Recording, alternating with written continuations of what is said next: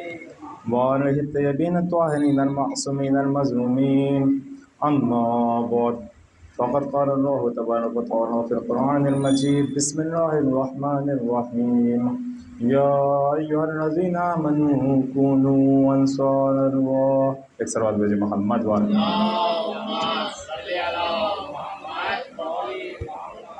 عزیزان گرامی، ہماری ان مجلسوں کا سلسلہ انصار حسین علیہ السلام اور ان کے اہداف اور ان کے اوصاف کے حوالے سے. انصار حسین علیہ السلام کے حوالے سے جو ہمارے پاس دو مشہور زیارتیں ہیں، زیارت ناہیہ اور زیارت رجبیہ. اگر ہم ان شہداؤں کی تعداد کی بات کریں تو زیارت ناہیہ میں ہمیں 81 شہداؤں کے نام مل رہے ہیں، جبکہ زیارت رجبیہ میں 88 شہداؤں کے نام مل رہے ہیں. مگر چونکہ ہمارے یہاں پر 72 شہید ایک مشہور نام ہے، جبکہ 72 سے زیادہ شہداؤں کے نام مل رہے ہیں. 72 شہید اس لیے مشہور ہو چکے ہیں چونکہ شیخ مفید نے اپنی کتاب ابو مخنف میں ان 72 شہداؤں کا ذکر کیا ہے، جس میں 30 بنی ہاشم سے ہے اور 42 غیر بنی ہاشم سے ہے، اصحاب میں سے ہے، انصار میں سے. تو کل ملا کے یہ 72 شہید مشہور ہے. ہماری گفتگو یہاں تک پہنچی تھی کہ انصار حسین کے لیے معیار کربلا میں شہید ہونا نہیں ہے، بلکہ انصار حسین کے لیے معیار نہضت حسین میں شہید ہونا، نہضت حسین میں قربانی دینا ہے. کل ملا کے ہم ان شہداؤں کو اگر کیٹیگریز میں ڈیوائڈ کریں تو 4 طرح کی کیٹیگریز بن سکتی ہے. اگر موٹی موٹی بات کریں تو، باقی تو سب کیٹیگریز بہت سی بن سکتی ہے، مگر موٹی موٹی بات کریں 4 کیٹیگریز میں ہم ان شہداؤں کو ڈیوائڈ کر سکتے ہیں. پہلی کیٹیگری وہ کہ جو کربلا سے پہلے شہید ہوئے، جو انصار حسین کہلائے جاتے ہیں، جیسے جناب مسلم ابن عقیل ہو گئے، ہانی ابن عروہ ہو گئے وغیرہ. دوسری کیٹیگری کہ جو پہلے حملے میں شہید ہوئے، کہ جب پہلا حملہ ہوا اور ایک ساتھ کئی سارے انصار، کئی سارے اصحاب حسین شہید ہوئے. تیسری کیٹیگری کہ جہاں پہ 101 جنگ ہوتی تھی، اور یہ بات الگ ہے کہ امام حسین کے لشکر سے ایک بندہ جاتا تھا اور وہاں سے بھی پہلے ایک ہی آتا تھا، مگر جب دیکھتا تھا کہ ایک کے بعد ایک قتل ہو رہے ہیں یزید لشکر، تب ایک کے سامنے پورا لشکر آ جاتا تھا. مگر یہ کیٹیگریز کون سی ہے؟ 101 کی کیٹیگری ہے، ایک کے سامنے ایک کی کیٹیگری. اور چوتھی کیٹیگری شہداؤں کی وہ ہے امام حسین کی شہادت کے بعد جو شہید ہوئے. عام طور پر ہمارے یہاں مشہور ہے کہ امام حسین آخری شہید ہے، مگر تاریخ میں تقریباً 8 نام بھی درج ہے کہ جو امام حسین کے بعد شہید ہوئے، کہ پہلے انہیں گرفتار کیا گیا اور بعد میں شہید کیا گیا. اب ان شہداؤں کی صفت کی بات کریں، مہم ترین صفت ہمیں جو ان شہداؤں میں دکھائی دیتی ہے وہ ہے ان شہداؤں کی بصیرت، کہ جو ہمیں باقی جگہوں پہ دکھائی نہیں دیتی ہے. خود پیغمبر کا بھی گلا و شکوہ یہی تھا اپنے اصحاب کے ساتھ کہ میں تھک چکا ہوں ان اصحابوں کے ساتھ.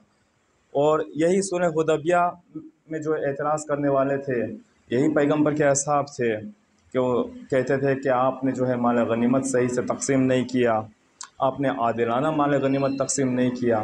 یا اسی طریقے سے آپ امام علی علیہ السلام کے انصار کی بات کریں تو خود امام علی علیہ السلام نہج البلاغہ میں فرماتے ہیں کہ میں تھک چکا ہوں ان لوگوں سے. جب میں ان سے کہتا ہوں کہ اس وقت جنگ ضروری ہے اسلام کے دفاع کے لیے، تو یہ کہتے ہیں ٹھنڈ بہت زیادہ ہے. جب میں کہتا ہوں چلو اب ٹھنڈ نہیں ہے، اب سردی کا سیزن ختم ہو چکی ہے، اب چلو میدان میں، نہج البلاغہ میں امام کے جملے ہے یہ، تو کہتے تھے نا اب گرمی بہت زیادہ ہے. جبکہ انصار حسین کی خوبی یہ ہے کہ وہ امام کے ایک اشارے کو سمجھتے تھے، ان میں بصیرت پائی جاتی تھی. وہ امام کو کہنے کی ضرورت نہیں ہوتی تھی. اگر آپ صفین میں دیکھیں تو صفین میں کیا ہوا؟ صفین میں یہی اصحاب امام علی تھے کہ جنہوں نے امام کو اجازت نہیں دی. خود امام حسن نے صلح کی، اس کا ریزن بھی یہی تھا کہ انصار موجود نہ تھے. اگر انصار موجود ہوتے تو امام حسن کو صلح کرنے کی ضرورت نہ پڑتی. انصار نہیں تھے. جبکہ امام حسین کے ساتھ کیا ہے؟ امام حسین خود فرماتے ہیں کہ جیسے انصار مجھے ملے، میں نہیں جانتا کہ ایسے انصار کسی کو ملے ہو، نہ میرے بابا کو ملے نہ میرے نانا کو ملے. مفصل اس پہ ہم گفتگو کر چکے ہیں. اب ان انصار کی اس بصیرت کے حوالے سے گفتگو کرے، ہمیں جگہ جگہ پہ یہ نمونہ دکھائی دیتا ہے کہ کتنے بابصیر تھے یہ انصار۔ مثال کے طور پہ نافع بن ہلال، یہاں پر کنفیوژن نہ ہو، دو شخصیت ہے، دو نام تقریباً ایک جیسے ہے، ایک نافع بن ہلال ہے، ایک ہلال بن نافع ہے۔ ہلال بن نافع عمر سعد کے لشکر میں ہے، نافع بن ہلال امام علی علیہ السلام کے لشکر میں ہے۔ نافع بن ہلال ان لوگوں میں سے ہے کہ جو جب پانی بند ہوا تب پانی لینے کے لیے فرات پہ گئے ہیں، مگر جب نافع بن ہلال مشق بھرتے ہیں، نافع بن ہلال میں بھی وہ شباہت پائی جاتی ہے جو مولا عباس میں تھی، یعنی ساری شباہت کی بات نہیں کر رہے ہم، مگر کچھ شباہت پائی جاتی ہے جو مولا عباس میں تھی۔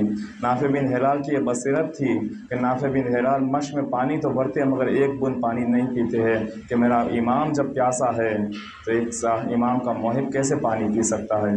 یہ بصیرت تھی نافع بن ہلال کی، یہ بصیرت تھی امام کے اصحاب کی کہ جب نافع بن ہلال عاشور کو کہتے ہیں کہ مولا ہماری مرضی بھی آپ کے ساتھ ہے، ہماری خواہش بھی آپ کے ساتھ ہے، ہم اس انجام کو جانتے بھی ہیں، مولا آپ کا دشمن ہمارا دشمن ہے اور مولا آپ کا دوست ہمارا دوست ہے، اور ہم مطمئن ہیں موت کے لیے، ہم مطمئن ہیں خدا سے ملاقات کے لیے۔ یہ بصیرت تھی نافع بن ہلال کی کہ جب انہوں نے دشمنوں سے جنگ کرتے ہوئے ان کے دونوں ہاتھ قلم ہو جاتے ہیں، یہ ایک دوسری شباہت پائی جاتی مولا عباس کے ساتھ یہاں پر کہ دونوں ہاتھ قلم ہو جاتے ہیں۔ اور نافع بن ہلال ان لوگوں میں سے ہے کہ جنہیں پہلے گرفتار کیا جاتا ہے اور بعد میں شہید کیا جاتا ہے۔ ان کے جب دونوں ہاتھ قلم ہو جاتے ہیں، شمشیر ہاتھ سے چھن جاتی ہے، شمشیر ہاتھ سے گر جاتی ہے، نافع بن ہلال کو گرفتار کیا جاتا ہے۔ جب نافع بن ہلال کو گرفتار کر کے عمر سعد کے پاس لایا جاتا ہے، عمر سعد نافع بن ہلال سے پوچھتے ہیں کہ بتاؤ تم نے کیا کیا؟ بڑا عجیب جواب دیتے نافع بن ہلال۔ دیکھیں یہاں پہ ہمارے لیے درس ہے، رہبر معظم فرماتے ہیں کہ عاشور میں سے درس نکالیے، کہتے ہیں عاشور میں سے درس کو نکالیے، یعنی یہ جو ہمارے سامنے واقعہ ہے، یہ جو روایتیں ہیں، یہ جو مقتل ہے، ان میں سے ہمیں درس کو نکالنا ہے۔ رہبر فرماتے ہیں کہ عاشور میں سے درس کو نکالیے، کربلا میں سے درس کو نکالیے اور ہمارے آنے والی نسلوں تک منتقل کرے۔ یہ درس ہے ہمارے لیے یہاں پر کہ نافع بن ہلال سے جب پوچھا جاتا ہے کہ بتاؤ تم نے کیا کیا، یا نافع بن ہلال تقیہ سے کام نہیں لیتے، پتہ چلتا ہے تقیہ فردی زندگی کے لیے تو ٹھیک ہے مگر جہاں دین کی بات آتی ہے وہاں تقیہ نہیں ہوتا ہے، وہاں پھر انسان کو حق نہیں کہ وہ تقیہ کرے۔ نافع بن ہلال آنکھوں میں آنکھیں ڈال کر کہتے ہیں کہ جہاں تک مجھے یاد آ رہا ہے میں نے تیرے 12 لوگوں کو قتل کیا اور نہ جانے کتنوں کو اپاہج کیا۔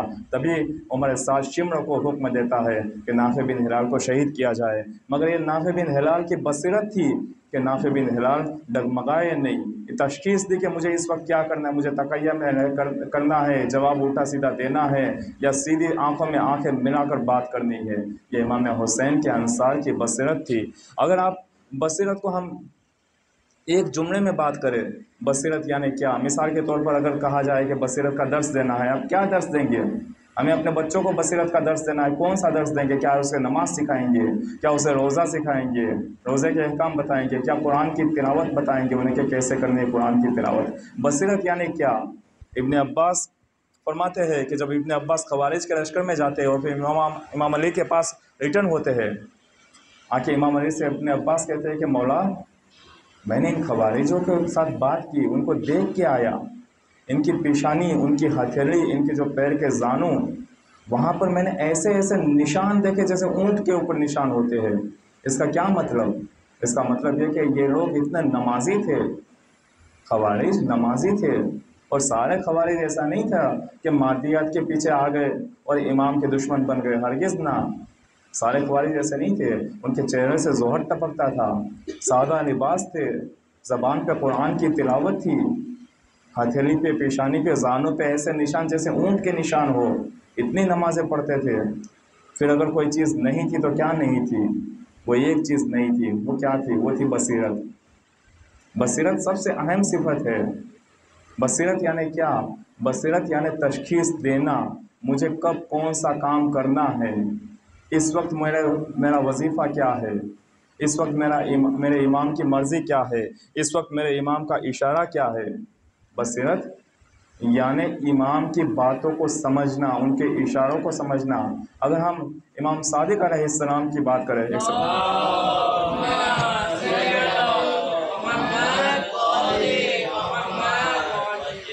امام کے زمانے میں منصور داوان کی جو عباسی خلیفہ تھا ان کی حکومت تھی، ان کا حکم تھا کہ امام کی وصیت کو کھولا جائے، جو بھی امام کا جانشین ہو اسے قتل کر دیا جائے۔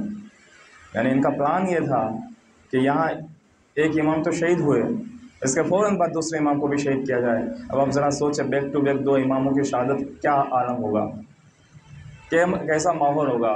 شیعت تو وہاں تڑپ کے رہ جائے گی، پھر کس کے پاس حوصلہ باقی بچے گا، کس کے پاس ہمت باقی بچے گی؟ یہاں پر امام نے بصیرت کے ساتھ کام لیا۔ نہ صرف امام نے بصیرت کے ساتھ کام لیا، مگر امام کے صحابی نے کس طریقے سے بصیرت کے ساتھ کام لیا۔ جب وصیت کو کھولا گیا، چونکہ شرط کیا تھی، بات کیا تھی کہ جس کا بھی نام نکلے گا اسے قتل کر دیا جائے گا۔ کس نے کہا یہ؟ عباسی خلیفہ منصور داوان کی نے۔ جب وصیت کو کھولا گیا، وصیت میں لکھا گیا یہ 3 نام ہے، 3 میں سے ایک میرا جانشین ہے۔ اب بصیر انسان تشخیص دے گا کہ 3 میں سے کون جانشین ہو سکتا ہے۔ 3 نام لکھے گئے اس میں۔ پہلا نام سب سے پہلے لکھا گیا منصور داوان کی۔ اب خود پریشان، خود کہہ رہا ہے کہ جس کا بھی نام ہوگا جانشین کے طور پر اسے قتل کر دوں گا۔ اب خود کا نام لکھا ہوا ہے، کرو قتل خود کو، لگاؤ اپنی گردن پہ تلوار۔ پہلا نام خود منصور داوان کی کا لکھا گیا۔ امام نے یہ نہیں کہا منصور داوان کی جانشین ہے نا، امام نے کیا کہا یہ 3 نام ہے۔ اب آپ کو دیکھنا، آپ چونکہ امام کو اپنے اصحاب پہ بھروسہ تھا کہ میرے اصحاب بابصیر اصحاب ہے، میرے اصحاب بصیر ہے، بابصیرت اصحاب ہے، وہ تشخیص دیں گے، میری وصیت نامے کو پڑھیں گے، اور یہ ہمارے لیے نمونِ عمل ہے، یہ ہمارے لیے ایک درس ہے کہ ہم امام کی باتوں کو کیسے پڑھیں، اور زمانے غیبت میں بھی ہم کس طریقے سے اس باتوں کو لیں۔ پہلا نام لکھا منصور داوان کی کا۔ دوسرا نام عبدالرحمن کے جو امام کے بیٹے ہیں، مگر وہ معذور ہے، وہ جسمانی طور پر سالم نہیں ہے، حتیٰ کہ کہا گیا کہ فکری بھی اتنی سالم نہیں ہے، فکر بھی، ٹھیک ہے۔ تیسرا نام امام موسیٰ ابن جعفر علیہ السلام کا، ایک درود بھیجو۔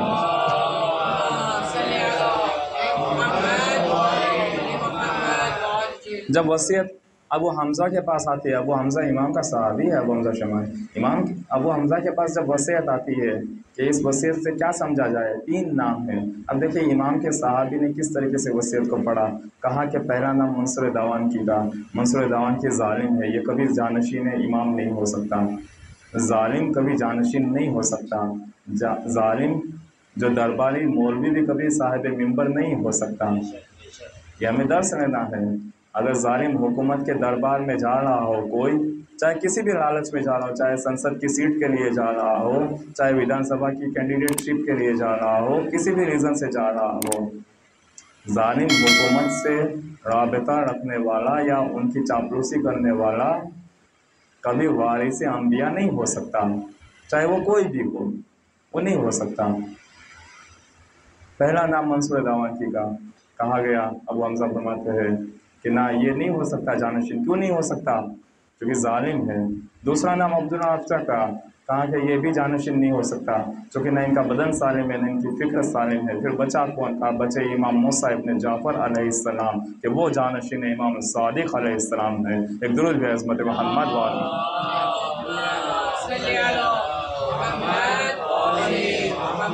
تو یہاں ہمارے لیے بھی ایک درس ہے کہ زمانے امام زمانہ میں غیبت کا زمانہ ہے، غیبت کے زمانے میں کون جانشین ہے، کون ولی ہے ان کا، کون مجتہد ہے، کون مرجع تقلید ہے، کس سے رجوع کرے ہم؟ کیا وہ کہ جن کے فتوے کسی دربار سے آتے ہیں ان طرف رجوع کرے، یا وہ کہ جو قرآن اور حدیث سے اپنے فتوے بیان کرے انہیں رجوع کرے ہم؟ وہ کہ جن کے رشتے آج ظاہر ہے کہ پتہ نہیں کن کن حکومتوں کے ساتھ ہے، کیا ان کی طرف ہم رجوع کریں، یا وہ کہ جو تقوی رکھتے ہیں، وہ کہ جو متقی ہے، وہ کہ جو زاہد ہے، وہ کہ جو خدا اور رسول کا ڈر رکھتے ہیں، وہ کہ جو قرآن اور اہل بیت کے علم سے ماہر ہے، ان کی تقلید کریں ہم؟ ہمارے لیے درس ہے یہاں پر کہ اگر تقلید کریں تو کس کی تقلید کریں یہاں ہم؟ اسی طریقے سے آپ امام رضا علیہ السلام کے زمانے کو دیکھیں،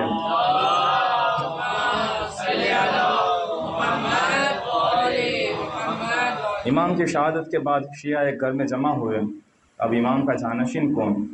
اس وقت جب بات ہوئی کہ نوے امام کے جانشین ہیں، تب امام کا ایک صحابی یونس بن عبد الرحمن آ کے کہتا ہے کہ امام کی ایج تو صرف 7 سال کی ہے، تو ہمیں چاہیے کہ کسی ایک بندے کو اپوائنٹ کیا جائے کہ جب تک سین بلوغ تک نہ پہنچے تب تک ان کی مدد کرے، تب تک وہ جانشین رہے۔ تب امام کا صحابی آگے بڑھتا ہے اور ان کی گردن کو پکڑ کے دیوار پر دے مارتا ہے، کہتا ہے کہ کیا امام بھی چھوٹا بڑا ہوتا ہے؟ ہمارا تو اولنا محمد و آخرنا محمد و اوسطنا محمد و کلنا محمد، ہمارا پہلا بھی محمد ہے، ہمارا آخر بھی محمد ہے، ہمارا اوسط بھی محمد ہے، ہمارے سب کے سب محمد ہے، یا سین و سال نہیں دیکھا جاتا ہے۔ ایک درود بھی عظمت محمد و آل محمد پر۔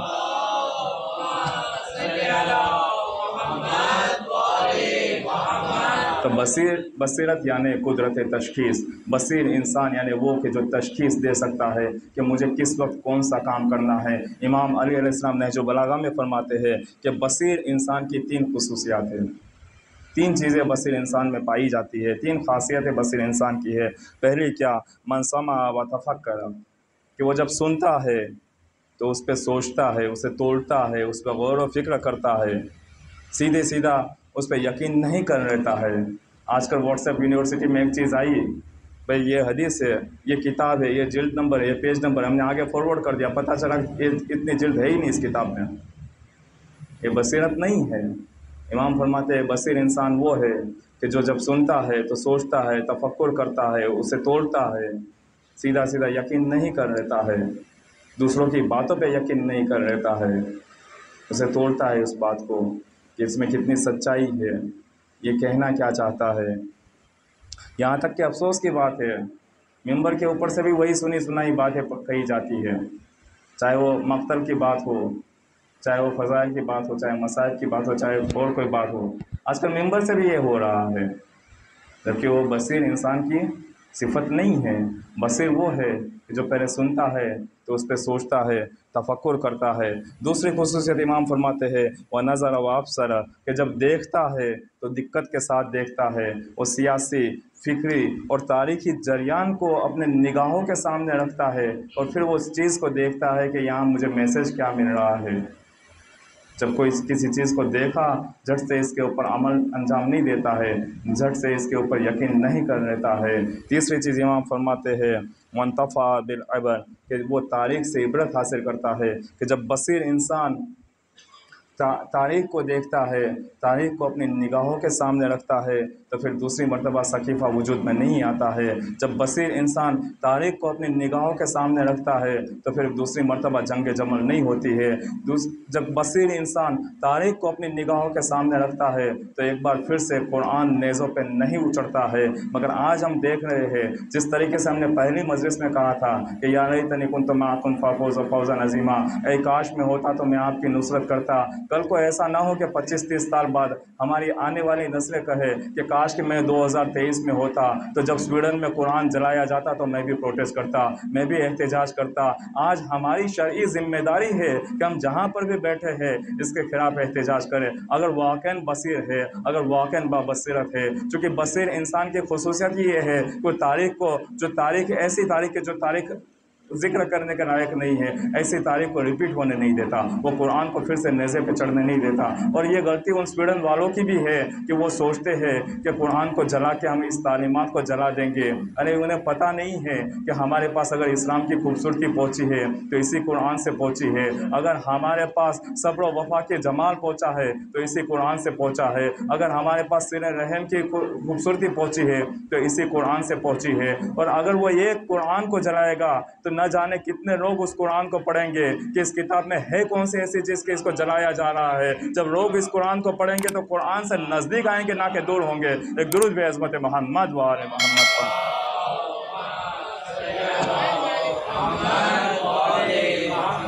امام علی فرماتے ہیں کہ جب یہ چیز پائی جاتی ہے بصیر انسان میں تو کیا ہوتا ہے نتیجہ؟ نہج البلاغہ میں فرماتے ہیں کہ جہاں یہ چیز پائی جاتی ہے وہاں راہ روشن ہوتی ہے، جہاں راہ روشن ہوتی ہے وہاں پہ انسان قدم رکھتا ہے، جہاں تاریکی ہوتی ہے وہاں توقف کرتا ہے، سوچتا ہے، رکتا ہے، دیکھتا ہے کہ آگے خطرہ تو نہیں ہے، آگے مسئلہ کیا ہے، تشخیص دیتا ہے بصیر انسان۔ بصیر انسان تشخیص دیتا ہے معاشرے کی، بصیر انسان دیکھتا ہے کہ آج میرے معاشرے کی ضرورت کیا ہے، دیکھتا ہے کہ آج اگر جہالت ہے تو مجھے ایک عالم دین کی ضرورت ہے۔ بصیر انسان دیکھتا ہے کہ آج ہمارے ممبر کسی اچھے لوگوں کے ہاتھ میں نہیں ہے تو پھر انجمن کا حصہ بنتا ہے، کوشش کرتا ہے کہ ممبر اچھے لوگوں کے پاس پہنچے۔ بصیر انسان تشخیص دیتا ہے کہ آج کے ماحول میں جب ہمارے پاس مریضوں کے علاج کے لیے ڈاکٹر اویلیبل نہیں ہے اور کچھ مشکلات ہے، پتہ نہیں یہاں بامبے میں ہو سکتا ہے مشکلات نہ ہو، مگر بعض جگہوں پہ ہم دیکھ رہے ہیں مشکلات ہوتی ہے ہم لوگوں کے لیے، تو وہاں پہ بصیر انسان تشخیص دیتا ہے کہ آج ہمیں ہاسپٹل کی ضرورت ہے۔ بصیر انسان جب دیکھتا ہے کہ آج حکومت کی طرف سے ہم پہ پریشر دیا جا رہا ہے کہ ہماری بچیاں اسکول میں حجاب نہ کرے، تب بصیر انسان تشخیص دیتا ہے کہ آج ہمارے لیے پرائیورٹی میں اسکول بنانا ہے۔ ایک بصیر انسان تشخیص دیتا ہے کہ مجھے ضرورت کب کس چیز کی ضرورت ہے۔ اگر ہم قرآن کی روشنی میں بھی بات کریں، جہاں قرآن انبیاء علیہ السلام کو یاد کرتا ہے تو اس کی ویژگی، اس کی خصوصیت کو بھی یاد کرتا ہے۔ جہاں قرآن نے حضرت ابراہیم کو یاد کیا ہے، ان کے بیٹے اسحاق کو یاد کیا، ان کے پوتے یعقوب کو یاد کیا اور کہا کہ ان کا ذکر کرے، وہاں پہ قرآن نے فوراً دو خصوصیت بھی بتائی۔ کون سی دو خصوصیت بتائی؟ کہا کہ وہ صاحبان قوت تھے۔ پہلی بات کہ وہ صاحبان قوت تھے۔ آج ہمارے لیے بھی یہ درس ہے کہ ہمارے جوان بھی صاحبان قوت ہونے چاہیے، شجاع ہونے چاہیے۔ اگر شجاع کا جمال دیکھنا ہے اور شجاع کا کمال دیکھنا ہے تو ہمیں کربلا میں دکھائی دیتا ہے۔ ضروری ہے کہ صاحبان قوت ہو ہمارا جوان۔ دوسری ویژگی، دوسری خصوصیت جو قرآن بتا رہا ہے ان جناب ابراہیم اور ان کے بیٹے اور ان کے پوتے کے لیے، فرماتے ہیں کہ وان ابصار، کہ وہ بصیر تھے اور بصیرت رکھتے تھے، وہ تشخیص دینے کی قوت رکھتے تھے، وہ جانتے تھے کہ ہمیں کس وقت کون سا کام کرنا ہے۔ یہاں پر بصیرت کی کئی ساری کیٹیگریز میں ہم اسے بات کر سکتے ہیں، مگر وقت کی گنجائش میں ہم 2 یا 3 کیٹیگریز کے اوپر بات کریں گے۔ ایک سلوات کا سہارا دیجیے محمد وعلی محمد۔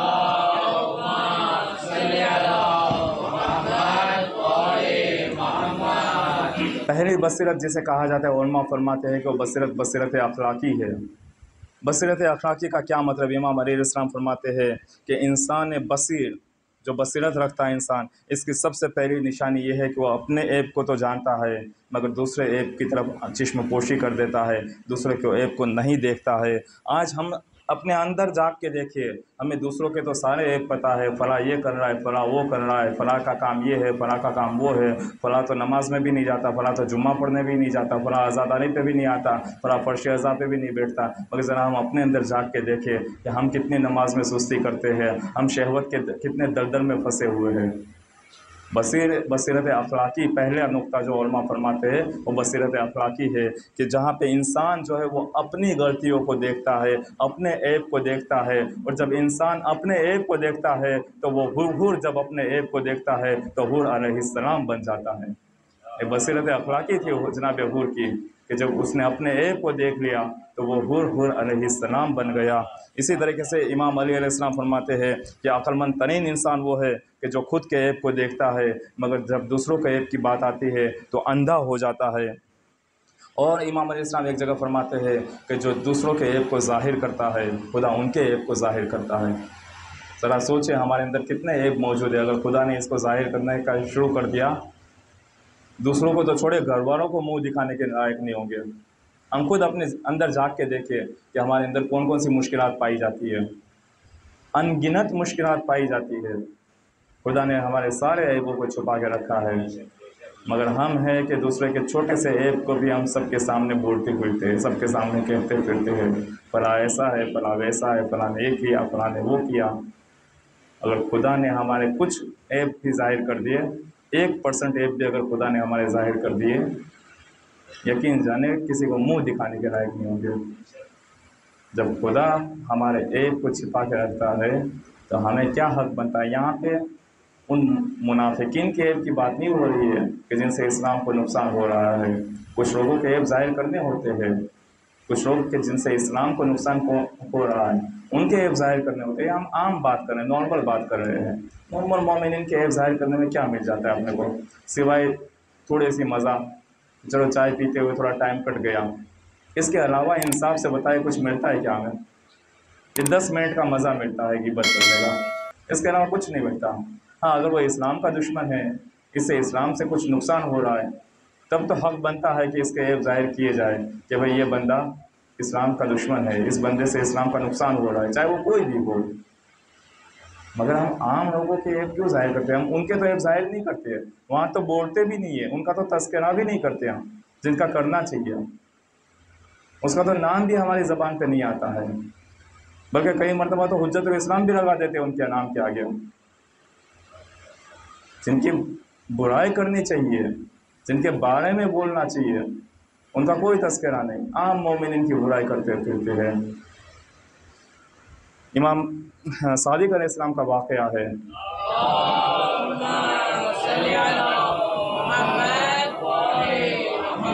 بصیرت اخلاقی کے حوالے سے، کہ جب امام کے پاس ایک شخص جو بنی امیہ کے یہاں کام کرتا ہے نامہ لکھتا ہے، خط لکھتا ہے، امام جواب میں کہتے ہیں کہ تمہارا نامہ تو میرا شرط یہ ہے، امام دیکھیے ان کی ضمانت کے لیے شرط رکھتے ہیں، امام فرماتے چونکہ بصیرت اخلاقی نہیں تھی اس بندے کے اندر، اخلاقی برائیاں پائی جاتی تھی اس بندے کے اندر، امام نے جواب لکھا کہ تم نے جتنی بھی حرام کمائی کی ہے اور جتنی بھی رشوت ہے، جبکہ بنی امیہ کے یہاں کام کرتا تھا نا، پھر بھی امام کہہ رہے کہ جتنی بھی حرام کمائی کی ہے، جتنی بھی رشوت ہے وہ سب کے سب پہلے واپس کر دو، اور جب وہ واپس کر دیتا ہے، جب اس کی موت ہوتی ہے تو امام فرماتے ہیں کہ میں اس کی بہشت کی ضمانت رہتا ہوں، کیوں؟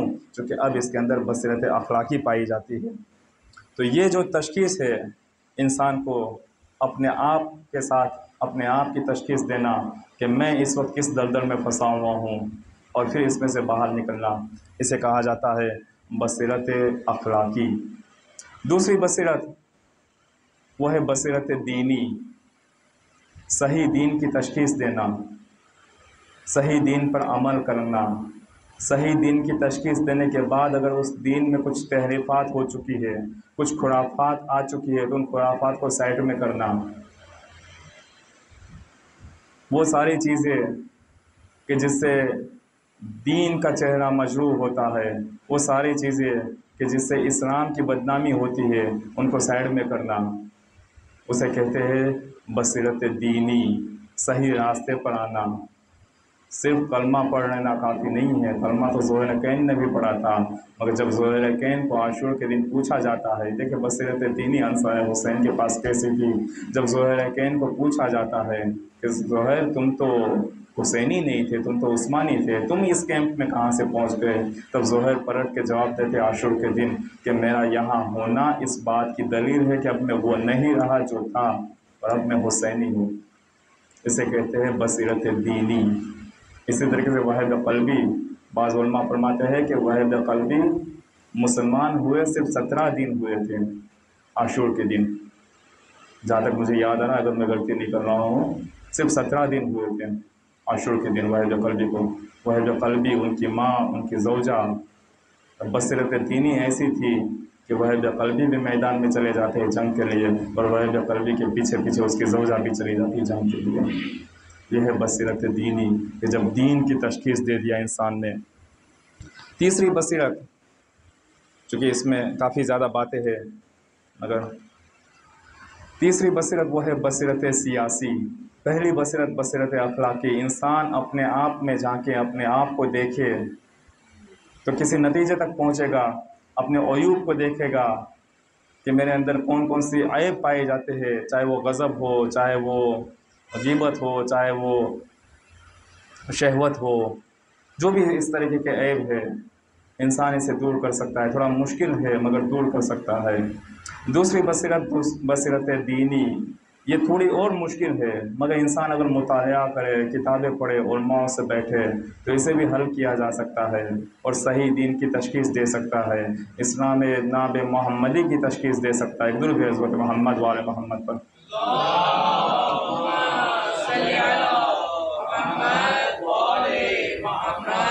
مگر سب سے سخت بصیرت اگر کوئی ہے تو وہ ہے بصیرت سیاسی۔ بصیرت سیاسی یعنی کیا؟ یعنی سیاسی پروپیگنڈے کا شکار نہ ہونا۔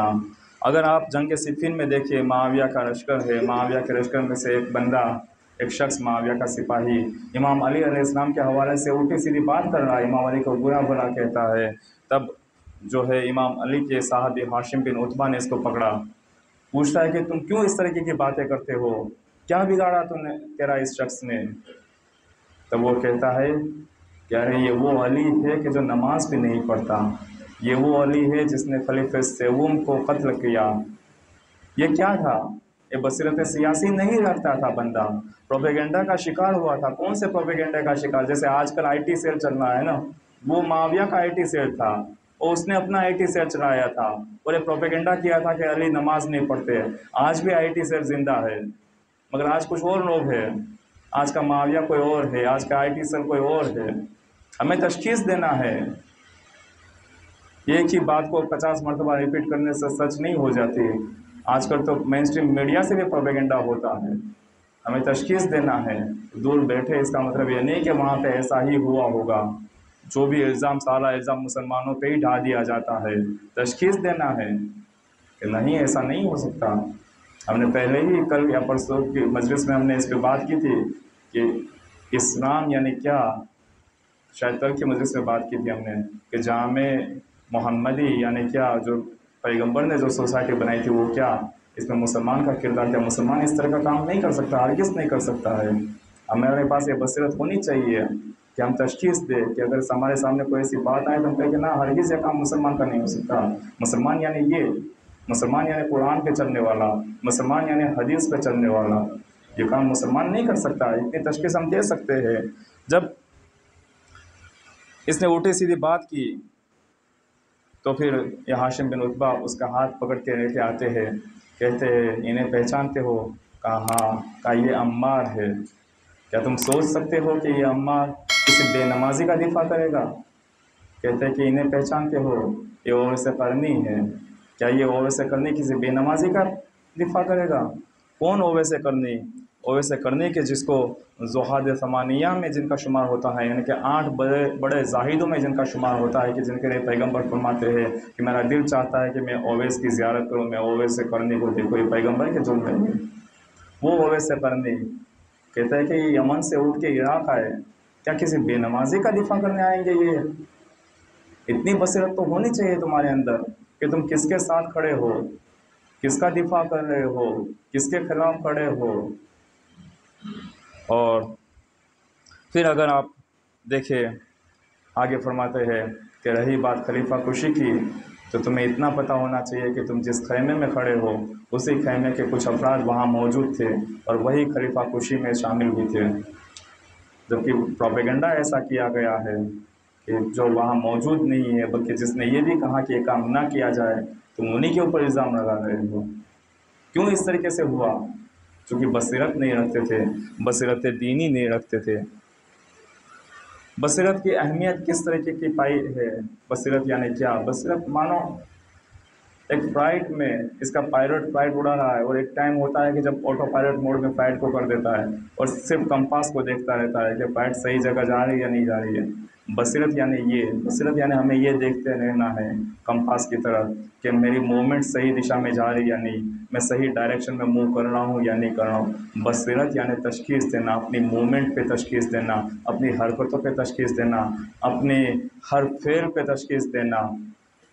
بصیرت کی جہاں تک بات ہے، سوال یہ آتا ہے کہ پھر کیا کیا جائے، چونکہ اگر اس کا سولوشن پہ بات نہ کرے تو شاید بات ادھوری ہوگی، چونکہ وقت اتنی اجازت نہیں دے گا کہ اس پہ کنٹینیو کرے اور کچھ بصیرت پہ بات کرے، سولوشن کے اوپر بات کرے کہ کیا کیا جائے، کس طریقے سے ایک انسان بصیر انسان بنے، کس طریقے سے ایک انسان بصیرت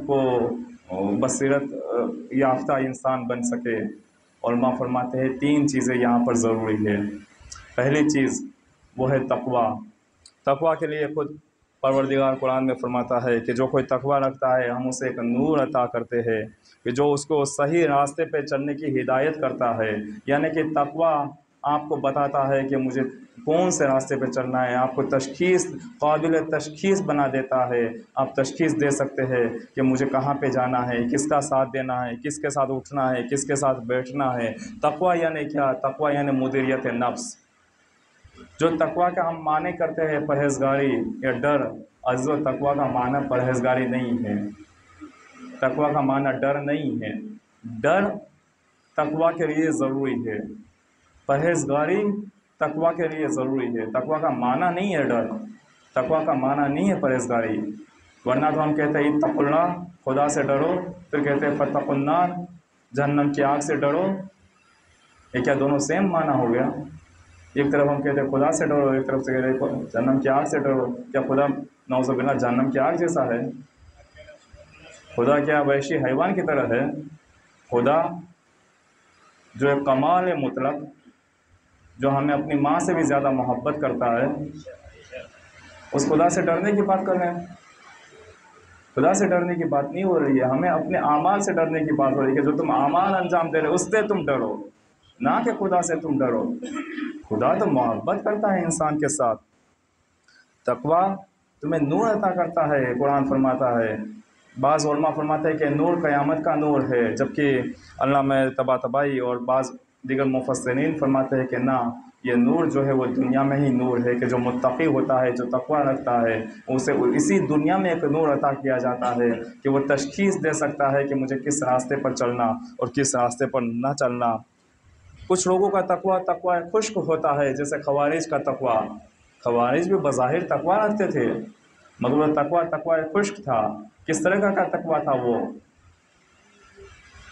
یہاں پر اگر ہم چھوٹی سی مثال دیں، بڑے سے بڑے کارنامے ہو جاتے ہیں، بڑے سے بڑے ظلم ہو جاتے ہیں، بڑی سے بڑی موب لنچنگ ہو جاتی ہے، گھر جلائے دیے جاتے ہیں، بلڈوزر چلائے جاتے ہیں، سارے ظلم و ستم کیے جاتے ہیں. وہاں پر انسان کی ایک آواز نہیں اٹھتی. اگر سڑک پہ ایک کھجور رکھا ہوا اگر کسی نے کھا لیا، ارے تو نے حرام کام کر لیا، یہ تو کسی کا مال کھا لیا تو نے.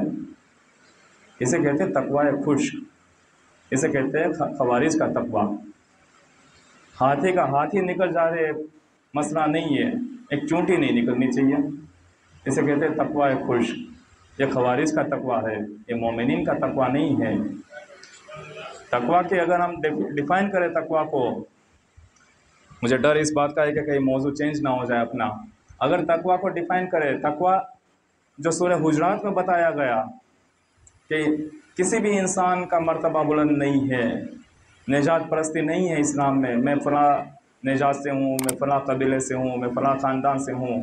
سورہ حجرات فرماتا ہے کہ اگر کوئی معیار ہے تو صرف اور صرف تقویٰ ہے. وہ کون سا تقویٰ ہے؟ تقویٰ در حقیقت تقویٰ کا معنی جیسے پہلے عرض کیا پرہیزگاری نہیں. کسی بھی لغت میں تقویٰ کا معنی پرہیزگاری نہیں بتایا گیا ہے، کسی بھی لغت میں تقویٰ کا معنی ڈر نہیں بتایا گیا ہے. تقویٰ کا معنی ہوتا ہے مدیریت نفس، تقویٰ کا معنی ہوتا ہے حفاظت. تقویٰ دو طرح کے تقویٰ پائے جاتے ہیں. ایک جس کو ہم کیٹیگری میں ڈیوائڈ کریں، ایک تقویٰ ضعیف تقویٰ، کمزور تقویٰ. ایک تقویٰ قوت، قوی تقویٰ، مضبوط تقویٰ. یہاں جو تقویٰ کی بات کی جاتی ہے وہ قوی تقویٰ کی بات کی جاتی ہے کہ جس کا تقویٰ بلند، اس کا معیار بلند. ضعیف تقویٰ کسے کہتے ہیں؟ ضعیف تقویٰ اسی پرہیزگاری کو کہتے ہیں، ضعیف تقویٰ اسی ڈر کو کہتے ہیں کہ ہر چیز میں ہم احتیاط کریں، ہر چیز کے لیے ہم ڈرے، ہر چیز کے لیے پرہیزگاری اختیار کرے. ہاں، پریکٹس کرے، بہت ضروری ہے. ہمارے بعض علماء، قدیمی علماء ملتا ہے کتابوں میں، تو کم بولنے کے لیے یہ پریکٹس کرتے تھے کہ چھوٹے چھوٹے کنکر منہ میں رکھتے تھے کبھی کبھی، کہ جیسے بولنے جائے تو کنکر منہ میں آ جاتا ہے، نہیں بھائی بولنا نہیں، یاد آ جاتا ہے. پریکٹس کریے، صحیح ہے، مگر وہ قوی تقویٰ نہیں ہے. تقویٰ اسے نہیں کہتے ہیں کہ اگر میں سڑک پہ جاؤں اور میری نظریں جھکے ہوئی نہیں رہتی اور نامحرموں کی طرف میں دیکھ لیتا ہوں تو میں اپنی آنکھیں پھوڑ دوں. چلو آنکھیں نہ رہے گا، بانس نہ بجے گی بانسری، میں اپنی آنکھیں پھوڑ دوں. یہ تقویٰ نہیں ہے. ہاں، گناہوں سے بچ گئے آپ، مگر یہ تقویٰ نہیں ہے. تقویٰ کے ڈیفینیشن میں نہیں آتی یہ چیز. یہ ضعیف تقویٰ ہے. پرہیزگاری ضعیف تقویٰ ہے، ڈر ضعیف تقویٰ ہے. پھر قوی تقویٰ کیا ہوا؟ قوی تقویٰ کہتے ہیں، مثال کے طور پر میں آپ کو چھوٹی سی مثال دوں. ابھی کورونا کی بیماری تھی. کورونا کی بیماری کیا تھی؟ اگر کسی کو کورونا ہو گیا، ہم اس کے نزدیک نہیں جا سکتے ورنہ ہمیں کورونا ہو جائیں گا. دوسرے دن ہم کھانسنے لگیں گے، دوسرے دن ہمیں بخار ہو جائے گا. پھر سولوشن کیا نکلا اس کا؟ میں اس بات پہ نہیں جا رہا ہوں کہ ویکسین صحیح ہے یا غلط ہے، اس پہ مجھے بات نہیں کرنی ہے، اور میری خود کی کیا تشخیص ہے اس پہ بھی بات نہیں کرنی ہے. مگر فرض کرے ایک مثال کے لیے فرض کر رہے تھے کہ کوئی ایک ایسی ویکسین آ جائے کہ جو 100% صحیح ہو، ہم مطمئن ہیں اس ویکسین کے لیے کہ اس کا کوئی سائیڈ ایفیکٹ نہیں ہے، اور اس ویکسین لینے کے بعد آپ کو کورونا نہیں ہو سکتا. پھر ایک بندہ کیا، اگر 1000 کورونا پیشنٹ کے بیچ میں بھی آپ چلے جائیں گے آپ کو ڈر نہیں ہوگا.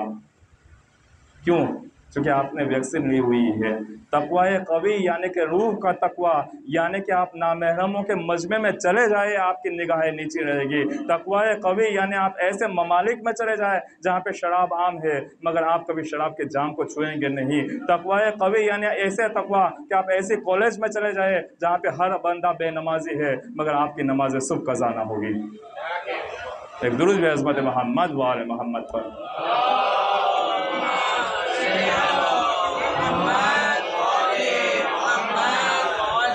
तकवा तकवा दर हकीकत एक उसूल को कहते हैं, एक उसूली ज़िंदगी को तकवा कहते हैं। सवाल ये बनता है, जो जिसका डर था यही हो रहा है कि हम जो बसीरत पे बात कर रहे थे तकवा पे बात आ गई, चूँकि बसीरत के ज़रूरी है तकवा इख्तियार करना। तकवा जो है, अगर आप सवाल आता है कि मुत्तकी लोगों के लिए कि इसकी आज़ादी छीन नहीं गई, फिर आज़ादी कहाँ रही? आज़ादी छीन गई ना। दर हकीकत तकवा का मतलब होता है उसूली ज़िंदगी।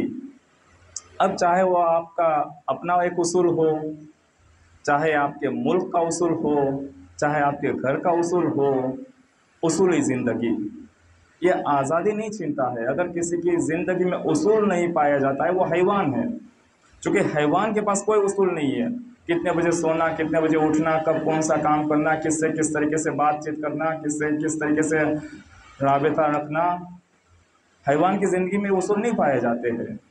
तकवा यानी उसूली ज़िंदगी। और जब हम कहें तकवा दीनी यानी कुरान और हदीस के मुताबिक की ज़िंदगी, ये तकवा दीनी। नॉर्मल तकवा यानी आपका जो अपना उसूल है, वो उसूली ज़िंदगी को आप कहेंगे अच्छा मेरा तकवा यही है, मेरा उसूल यही है। और जब हम तकवा दीनी की बात करें यानी कि वो उसूल के जो इस्लाम ने हमें बताए, वो कानून के जो इस्लाम ने हमें बताए, वो चार चुप के अंदर ज़िंदगी जीना, उसे कहते हैं तकवा दीनी। अब आखिरी बात तकवा के ऊपर और फिर वापस मौजू पे पलटते हैं। फिर सवाल ये आता है कि तकवा महदूदियत नहीं हो गई। ये जो तकवा की ज़िंदगी, मुत्तकी बनना, ये कैद नहीं हो गया इंसान कि चलो भाई ये उसूल है, ये चार चूब है, अब इसके अंदर ही ज़िंदगी जीना है। सवाल सबसे बड़ा ये है कि हमें जब दीन की बात करते हैं ना, तभी इस तरीके की खुराफातें जहन में आती है। दुनिया में तो हमें सब समझ में आता है, अपनी मादी ज़िंदगी में हमें सब समझ में आता है। मिसाल के तौर पे आपके पास एक ज़मीन है, आपके पास एक प्लॉट है, आप घर क्यों बनाते हैं? चार दीवारी बना के आपने अपनी ज़िंदगी को कैद नहीं कर दिया?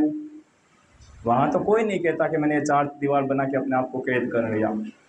वहाँ तो आप कहते हैं कि ना ये चार दीवार होनी चाहिए, इसी के अंदर ज़िंदगी जीनी होती है, यही उसूल है, यही कानून है। इसको तो आप कैद खाना नहीं कहते हैं। सर्दी की सीज़न में आप बड़ा सा जैकेट पहनते हैं, क्या ये कैद नहीं कर दिया आपने अपने बदन को? आप क्या कहेंगे? ना मैंने कैद नहीं किया, बल्कि मैंने अपने बदन की हिफाजत की है। वहाँ तो आपको समझ में आता है कि ये हिफाजत है, मगर जब हम तकवा दीनी की बात करते हैं तो कहते हैं कैद कर दिया।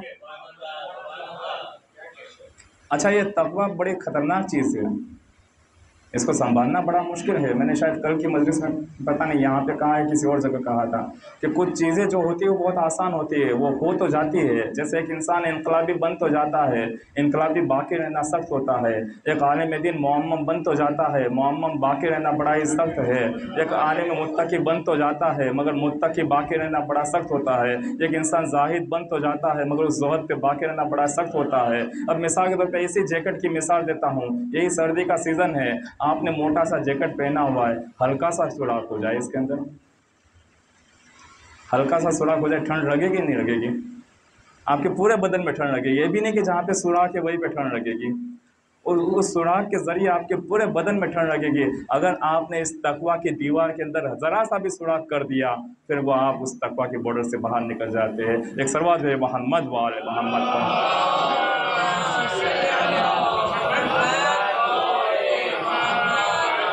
अगर तकवा देखना है,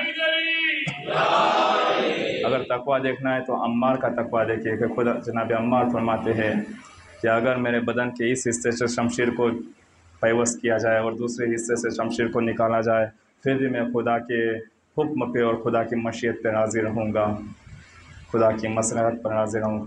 ये तकवा है, ये जनाब अम्मार का तकवा है। दूसरी चीज़ बसीरत के लिए उलमा फरमाते हैं। दूसरी चीज़ है वो है ज़िक्र खुदा। ज़िक्र खुदा, इमाम अलैहिस्सलाम फरमाते हैं कि जो कोई खुदा की याद में रहता है बसीरत पाता है। ज़िक्र खुदा बहुत ज़रूरी है, हमेशा खुदा को हाजिर और नाजिर जानना बहुत ज़रूरी है। अभी पिछले हफ्ते किसी जगह पे हम बैठे हुए थे, किसी साहब ने हमें बात की कि आजकल बच्चे जो है स्मार्टफोन का ज़माना है, क्या किया जाए, खुदा के से गाफिल है। हमने एक छोटी सी मिसाल दी, चूँकि वो स्मार्टफोन की उन्होंने सवाल किया था। कई बार आप अपने आप से सवाल पूछे, अपने साथ ऐसा होता है नहीं होता, या कभी हुआ या नहीं हुआ। मिसाल के तौर पे घर के अंदर कोई नहीं है, स्मार्टफोन अपने हाथ में है, हमने खुद घर का दरवाज़ा बंद किया हुआ है, मुतमईन है हमने घर का दरवाज़ा बंद किया है।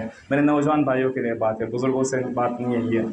हमने घर का दरवाज़ा भी बंद किया, हाथ में स्मार्टफोन है, इतने में किचन में से कुछ आवाज़ आए, हम सोचते मम्मी आ गई और फ़ौरन मोबाइल को तकिए के नीचे रख देते, नहीं रख देते। फिर क्या चीज़ देख रहे थे, क्या ऐसी चीज़ थी, किस बात का डर था, जबकि आप मुतमईन भी थे कि आपने खुद दरवाज़ा बंद किया है। वो किचन में बिल्ली थी जिसने बर्तन गिराए थे। ज़रा सोचे कि खुदा से हम इतना भी डरते हैं क्या, जितना एक बिल्ली से डर गए, क्या खुदा से इतना भी डरते हैं क्या? अगर इतना भी डर गए हम खुदा से, यकीन मानो, जैसे हमने कल या परसों कहा था ना, हुमकना शुरू कर दिया, फिर इसका मतलब आपने हुमकना शुरू कर दिया, तो अहले बैत खुद झुक के आपको उठाएंगे। तो ज़िक्र खुदा हमेशा, खुदा की याद हमेशा, खुदा को हाजिर और नाजिर जानना हमेशा बहुत ही ज़रूरी है। तीसरी चीज़, पहली चीज़ तक़वा, दूसरी चीज़ ज़िक्र खुदा, तीसरी और आखिरी चीज़ और ज़हमत तमाम। इमाम फरमाते हैं बसीरत के लिए ज़रूरी है कि उलमाओं के साथ इर्तिबात बरकरार रखना, उलमाओं के साथ राब्ते में रहना, उलमाओं के साथ कांटेक्ट में रहना। चूँकि ये उलमा ये वारिस अंबिया है, शर्त यह है कि वाक़ई आलिम दीन हो, ये आपके दीन की मुहाफ़िज़त करने वाला हो, ना कि दीन बेच के खाने वाला हो, ये शर्त है।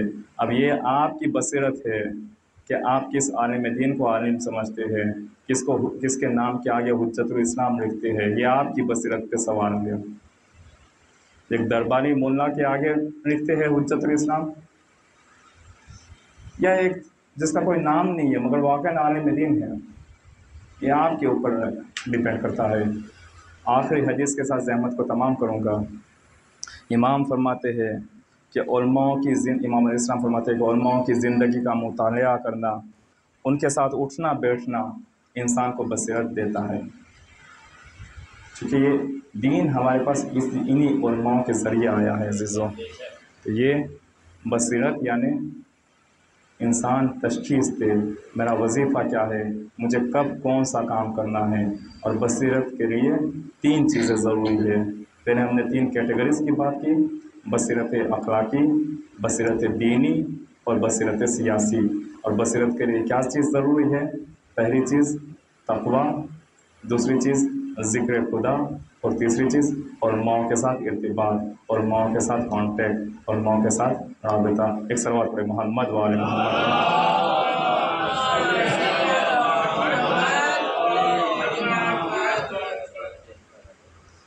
मगर अज़ीज़ हो, जब इंसान के पास बसीरत नहीं होती है तो इसका नतीजा करबला की जंग में बदलता है। करबला की जंग में ऐसे भी हमारे सामने मिसालें मौजूद हैं कि जहाँ एक शख्स इमाम के खैमे में है तो उसी का भाई उमर साहब के खैमे में है। अगर चीज़ कोई नहीं थी तो कौन सी चीज़ नहीं थी? वो बसीरत नहीं थी। इमाम क्या फरमाते हैं शब आशूर, जब इमाम देखते हैं कि खैमों पर भी हमले की बात हो रही है तो इमाम यही तो कहते हैं, ए आले अबू सुफियान के पैरोकार, अगर तुम दीन नहीं रखते, अगर तुम मज़हब नहीं रखते, कम से कम आज़ाद तो बनो, कम से कम आज़ाद तो रहो, तशख़ीस तो दो कि तुम कर क्या रहे हो। मगर पता नहीं ये कैसे अजीब लोग थे। ऐसा बस एक या 2 वाक़े और ज़हमत तमाम, चूँकि कूफे के ज़िक्र होता है इन अय्याम में, जब इन असीरों का काफ़िला कूफे की गलियों से होता हुआ गुज़र रहा था ایک کنیز عام طور پر آپ نے ام حبیبہ کے تو مصائب سنے ہوں گے، آج ایک اور مصائب آپ کی خدمت میں عرض کرنے جا رہا ہوں۔ ایک کنیز عبیدہ، جب عبیدہ دیکھتی ہے کہ پتہ نہیں کچھ آوازیں آ رہی ہے، کچھ فریادیں آ رہی ہے، جب اپنی چھت سے دیکھتی ہے کہ کچھ کٹے ہوئے سر ہے جو قرآن کی تلاوت کر رہے ہیں، کچھ ایسے سر ہے کہ جو قرآن کی تلاوت کر رہے، پیچھے پیچھے بیویوں کا قافلہ ہے جن کے ہاتھ بندھے ہوئے ہیں، کچھ بچیاں ہیں جس کو اونٹوں کے گرد باندھا گیا ہے چونکہ ہاتھ بندھنا مشکل تھا، اور کچھ بیویاں ہیں جن کی گود میں چھوٹے چھوٹے بچے ہیں کہ جن کے بھوک سے ان کے ہونٹوں کی پپڑیاں بھی جم چکی ہے۔ عزیزو، جب یہ عبیدہ دیکھتی ہے تو ایک مرتبہ سید سجاد کے پاس جاتی ہے اور پوچھتی ہے کہ یہ جو سورہ کہف کی تلاوت کر رہا ہے وہ سر کس کا ہے؟ یہ جو خون کے آنسو بہا رہا ہے وہ سر کس کا ہے؟ یہ جب سکینہ گرتی ہے تو اپنے سر کو نیزے سے گرا دیتا ہے، وہ سر کس کا ہے؟ ہاں عزیزو، ایک مرتبہ امام سجاد جواب دیتے، بس آخری 1 یا 2 منٹ اور زحمت تمام، امام سجاد جواب دیتے ہیں، اے عبید اللہ، یہ میرے بابا حسین ابن علی کا سر ہے، یہ رسول کے نانا کا سر ہے۔ بس ایک مرتبہ عبیدہ وہیں پہ بیٹھ جاتی ہے، چونکہ کنیز تھی، معرفت رکھتی تھی، زینب کو بھی پہچان گئی، اس کا مطلب کہ یہی زینب ہے، مگر زینب کے پاس جانے کی ہمت نہ کر سکی، وہیں پہ بیٹھ گئی، زاروں قطار رو رہی ہے، زاروں قطار گریہ کر رہی ہے۔ اتنے میں ابن زیاد کا ایک سپاہی آیا، ہاتھ میں نیزہ ہے، ہاتھ میں نیزہ ہے، ہاتھ میں چابوک ہے، ابن زیاد کا سپاہی آ کے جیسے اسے مارنے کی کوشش کرتا ہے، سید سجاد اپنی پیٹھ کو آگے لے کے آتے ہیں، کہتے ہیں اے شکی، اگر تجھے مارنا ہے تو اس کے عوض میری پیٹھ پہ مگر تو اسے چھوڑ دے۔